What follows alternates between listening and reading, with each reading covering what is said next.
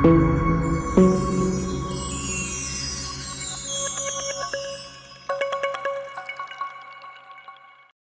بچه ها، من ترول هستم. یکی داخل کامنت ها گفته بود که چجور آیپد ویو میکنی و اینکه اومدم آموزشیشو بذارم و اینکه همین کامنت هم همین الان داریم میبینید پایین صفحه. و اینکه بچه ها نباید زبانمونو فارسی یا مثلا عربی اینا رو بذاریم، فقط باید انگلیسی یا مثلا چینی چیزی بذاریم و به خاطر اینکه آیپد ویو بشه. و از داخل گیم توربو، از داخل بخش امنیت گیم توربو میریم پابجی موبایل و اینکه پابجی موبایل باز میکنیم و ثبت میکنیم تا بیاد.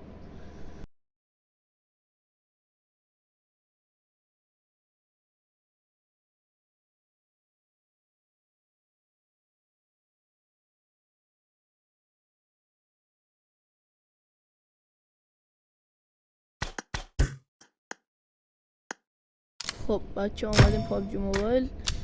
این کنار صفحه یه چیزی براتون میاد، بکشین سمت کاراکترتون و یه صفحه براتون باز میشه. پیاماتون رو باز کنین، ببرین اون گوشه یا گوشه سمت راست فرقی نمیکنه، ببرید گوشه کوچیک میشه، بیارید وسط صفحه و دوباره پابجی میاد، دوباره پابجی رو بیاریم وسط صفحه و آیپد ویو میشه. و اینم از پایین پیاما رو میگیری میفرستی به بالا و پیاما رو میره و اینجور آیپد ویو میشه. حالا بریم یه دست TDM بزنیم و اینکه داخل TDM آیپد ویو رو نشونتون بدیم. Let's go.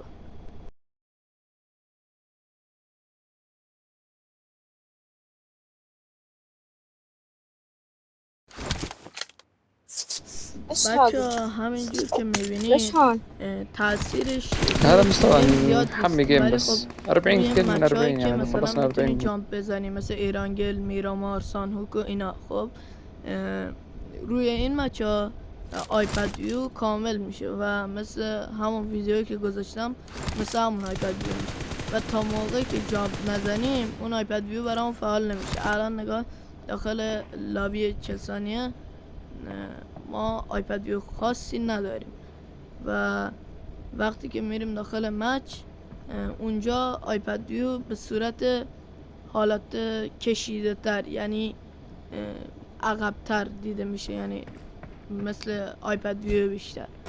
اي صدفة فيك تقول صدفة. خب حالا بریم جامپو بزنیم و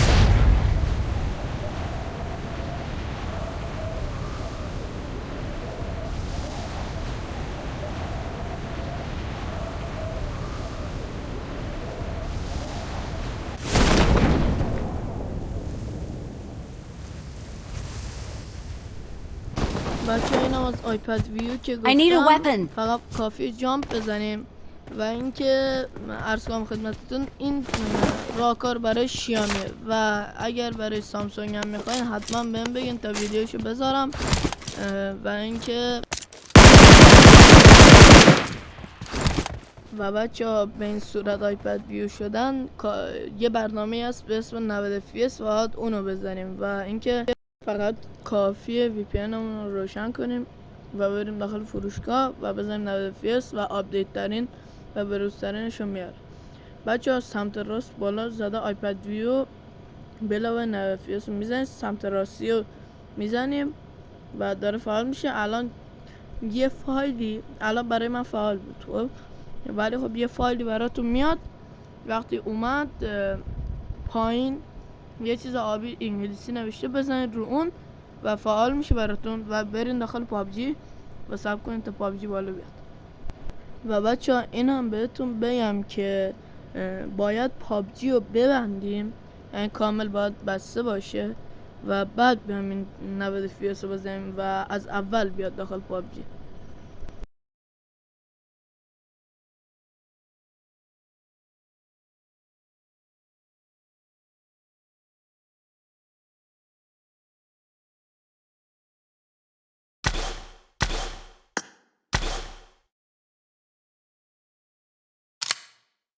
خب بچه چند تا چیزتون تغییر میکنه، مثل این که باید بزنین رو تب اینو، اونم باید بزنین رو ایکس نمیدونم چی.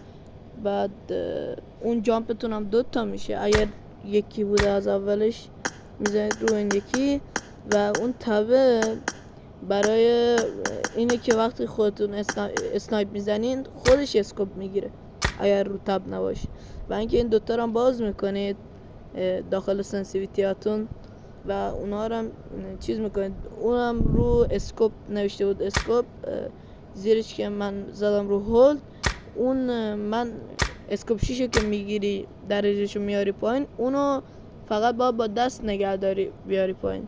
حالا هر کس خواست دلخواهی میتونی با دست نگهداری یا مثلا بزنی روش بعد کمش کنی حال دیگه خودتون میدونید و اینکه خون بازیتون هم تغییر میکنه و رنگ اسکوپات تا ویدیو